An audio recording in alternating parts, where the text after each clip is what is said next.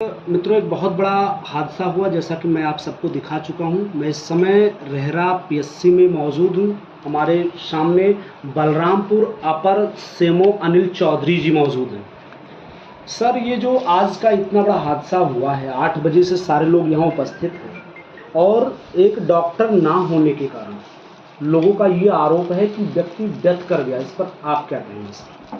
जी, जिनकी ड्यूटी थी PSC RERA पर जी तो वो डॉक्टर साहब नहीं हैं जी और यहाँ के जो अधीक्षक हैं डॉक्टर उत्कर्ष वर्मा वो भी नहीं मौजूद हैं।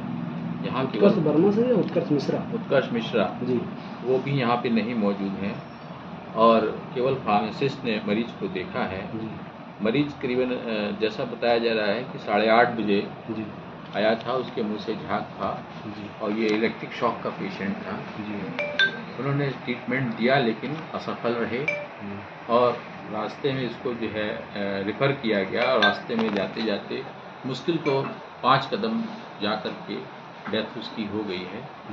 तो अब इस समय जो है डेड बॉडी को एम्बुलेंस में है, बाकी मेरे सामने है और बाकी जो यहाँ पे जो घटना घटी थी बहुत दुख की बात है और इसके लिए जो है मैं इनको डॉक्टर उत्कर्ष वर्मा और जो भी यहाँ पे MOIC हैं उनको मैं सस्पेंशन के लिए रिकमेंड करूँगा।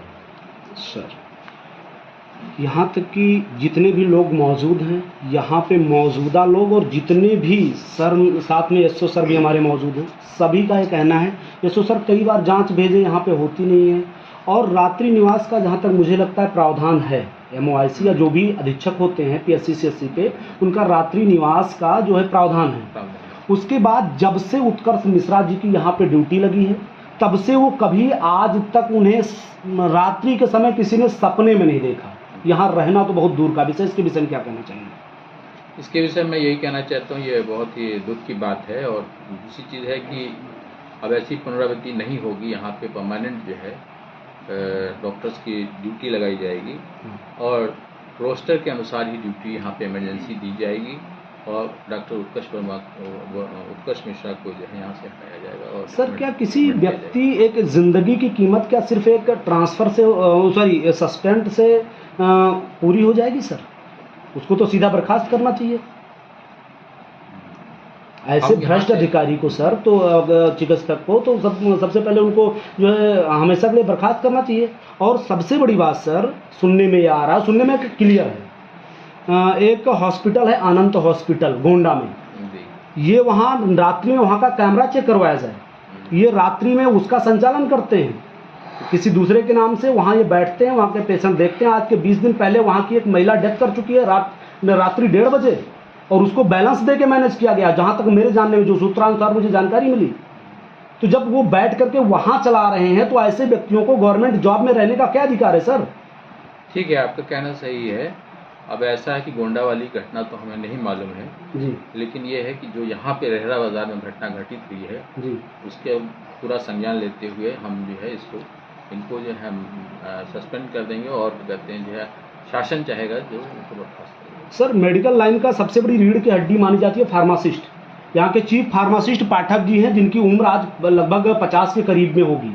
सुनने में यह आ रहा, सुनने में क्या, उन्हें आप बुलाएं तो वो बाकायदा बयान देंगे इस बात के लिए कि माँ बहन की गाली से उनसे बात करते हैं। 3-4 बार उनकी कॉलर पकड़ चुके हैं और जबकि उनकी उम्र अभी उतना नहीं होगी, उनसे देखा जाए एज में वो श्रेष्ठ हैं। क्या इन सब तरीके की घटनाएं अगर सामने आती हैं तो सिर्फ सस्पेंड से काम चल जाएगा? सर, मेरे पास एक और भी निरीक्षण आख्या पड़ी हुई है, डॉक्टर BP सिंह द्वारा इसको जो है जस्टिफाई करके और मुख्य चिकित्सा अधिकारी और जिला अधिकारी बलरामपुर को सौंपी गई थी 17/7/2024 को। क्या सर हमारा स्वास्थ्य विभाग इस तरीके से सो रहा है कि आज तक इस पर कार्रवाई नहीं कर पाया? अगर वो कार्रवाई किया होता तो सिचुएशन आज ये नहीं होती कि आज एक व्यक्ति को अपने बेटे को नहीं खोना होता, एक जो है वो पत्नी अपने पति को नहीं खोती, बच्चे आज अपने बाप को नहीं खोते। नहीं, आपका ये तो मैं पहले ही कह रहा हूँ कि ये दुर्घट घटना है, हम सभी के लिए दुर्घट घटना है। इसके लिए हम सभी जिम्मेदार हैं। वित्तीय अनियमितता और वित्तीय अनियमितता के साथ साथ यहाँ देखिए 8,18,803, 7,91,991 ये सब पर्चियों के रसीद भी गायब है, जो यहाँ इंस्ट्रूमेंट या जो कुछ मंगाए गए उसमें भी कुछ नहीं तो 15-20 लाख रुपए का भ्रष्टाचार है। तो क्या एक सस्पेंड से, मैं ये जानना चाहता हूँ और ये जनता जानना चाहती है, देश देख रहा है आपको, वो जानना चाहता है क्या सस्पेंड से किसी इतने बड़े घटना का जो मूल चुकाया जा सकता है सर? मूल तो नहीं चुकाया जा सकता, लेकिन अब सरकारी नौकरी में है तो हम इसके अलावा यही कर सकते हैं, शासन को लिख सकते हैं। ये सब आपकी जितनी भी बातें हैं, तो ये आपकी सब जो जितनी आप बातें लिखेंगे शासन को पत्र, वो शासन- कब तक लिख देंगे ये जानना चाहती है जनता। कब तक लिख देंगे? इस टाइम लिखेंगे, सुबह लिखेंगे, कल दोपहर तक लिखेंगे? क्योंकि ये जनता का साफ कहना, सस्पेंड होने के बाद और शासन को जो आदेश आप मतलब जो लिखेंगे यहाँ से लेटर, वो जब तक नहीं आता तब तक यहाँ से डेड बॉडी नहीं हटाई जाएगी, जनता का कहना है। अब इसमें जितना टाइम लगता है, टाइम क्या मतलब जिसमें क्या मॉर्निंग तो लगी जाएगी, मॉर्निंग तक तो हो ही जाएगा जी, क्योंकि जो है स्वास्थ्य विभाग की लचर व्यवस्था, सर बड़ी शर्म आती है इस बात को कहते हुए कि इस तरीके से 2-2 साल हो गए और व्यक्ति यहाँ जो है उनके खिलाफ हम ऐसे कम से कम 50 से प्लस आशाएं होंगी जो गवाही देने के लिए तैयार हैं आज की डेट में की स्थिति है, उनसे भी ये पैसा वसूलते हैं। अरे डकैत बैठाया गया, डॉक्टर बैठाया गया यहाँ पे, जो आज धरती का भगवान माना जाता है सर आप सबको। ठीक है, आप और ये निवेदन है सर, मैं चरण स्पर्श करता हूँ आपका, कम से कम ऐसी घटना का संज्ञान लीजिए और सस्पेंड तो आप कर ही रहे हैं, उसके साथ साथ जो है स्वास्थ्य मंत्री माननीय ब्रजेश पाठक जी को आप लेटर लिखिए कि ऐसे जो है डॉक्टर्स को बर्खास्त करना चाहिए। जरूर लिखा जाएगा, शासन को लेटर लिखा जाएगा और ये कल ही हो जाएगा, बिल्कुल हो जाएगा। हमारे सीएमओ साहब भी जो है आएंगे और कहते इसको जो है संज्ञान में लिया जाएगा और इसको शासन के लिए लिया जाएगा। सर एक सवाल, अभी आपने MOIC डॉक्टर उत्कर्ष मिश्रा को दूरभाष से बुलाया, आप उनके उच्च अधिकारी हैं जनपद के, उन्होंने आने से इनकार किया या आने को बोले? उन्होंने अभी इस समय आने के लिए इनकार किया है जी, और उन्होंने कहा कि मैं इस समय नहीं आ पाऊँगा जी, क्योंकि हो सकता है कि कहीं मेरे साथ कोई घटना घटित हो जाए, मेरे साथ कोई बदतमीजी हो जाए, जी, तो इसके लिए कौन जिम्मेदार है। मैंने बताया कि हम सभी अधिकारी यहाँ पे मौजूद हैं, पब्लिक भी मौजूद है, ठीक है आप आइए। जी।